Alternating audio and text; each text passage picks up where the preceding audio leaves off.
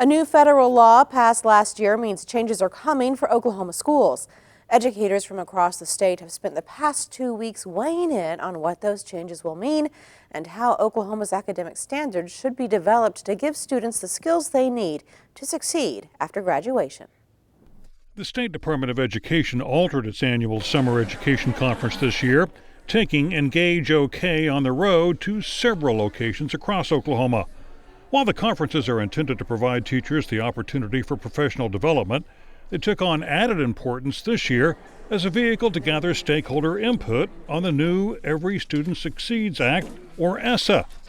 President Obama signed the new act into law last December, replacing the No Child Left Behind Act.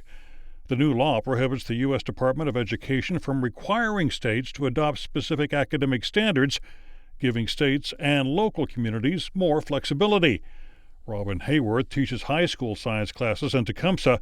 She likes the fact that ESSA will put more of the decision-making process at the local level. We know who our kids are, we know who our parents are, we know what our community values are, and all of that can kind of be transcended across what we're doing in our school culture and help students better because we know what they need in these individual communities. State Superintendent Joy Hoffmeister says the education conferences allowed the agency to get feedback on things like standardized testing, school accountability, and evaluation of teacher effectiveness. These are all part of the state plan that we'll be submitting for our to meet compliance with USDE, and this is something that we genuinely are seeking stakeholder input, and it's important to get that from both rural and urban suburban areas too. Kay Morris teaches kindergarten through third grade reading in the Verdigris public school system. One issue she would like to see addressed is one many teachers have complained about: over-testing of students. We don't just want to score. Your student is more than just a score. We want to see what gaps they have in their learning so we can step back in and start teaching to those gaps. And I think that we lost sight of that when we were over-testing.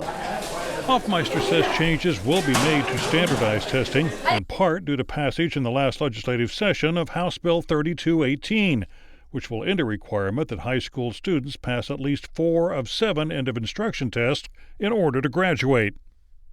Instead, there will be a test in high school at the 10th grade year, and then we will go out to stakeholders, which we're in the process of starting that work now, to ask them what is the right plan for Oklahoma going forward.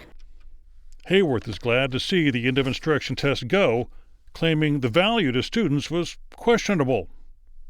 They kind of take it and I pass that and they get rid of the information. It hasn't really set in how it translates or connects to the next thing in their life or that career path they're choosing. Legislative approval of new standards for math, science, and English language arts also means testing will occur later in the school year to allow more time to align the test with the new standards. So that process is a very important one, and it's called standard setting for assessments. And that is very technical work, but it also involves Oklahoma teachers.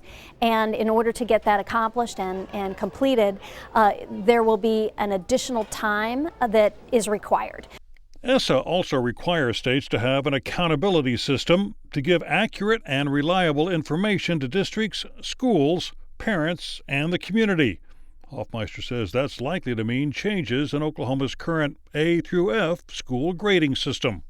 There are known flaws that need to be corrected, and we are in the process of having those conversations. In fact, we will see that at all of our Engage OK on the road ESSA feedback sessions. As far as teachers like Kay Morris and Robin Hayworth are concerned, changes to A through F are overdue. It's difficult the way it's set up now to explain to our parents why we're a B+ school or why we're and that's what we were, as a B school, when our test scores are so good or whatever. It was very hard to understand. I don't think it shows real transparency. I don't think people really understand it, and that needs to change. They really need to know what it means, because these schools that are getting C's and D's, they have success stories. And you're not hearing those success stories. You're only seeing bits and pieces of why their A through F grade may have changed over time. The Every Student Succeeds Act is scheduled to be implemented in the 2017-2018 school year. Feedback from the Engage OK conferences and from online surveys will be used to draft Oklahoma State plan to comply with the new federal law.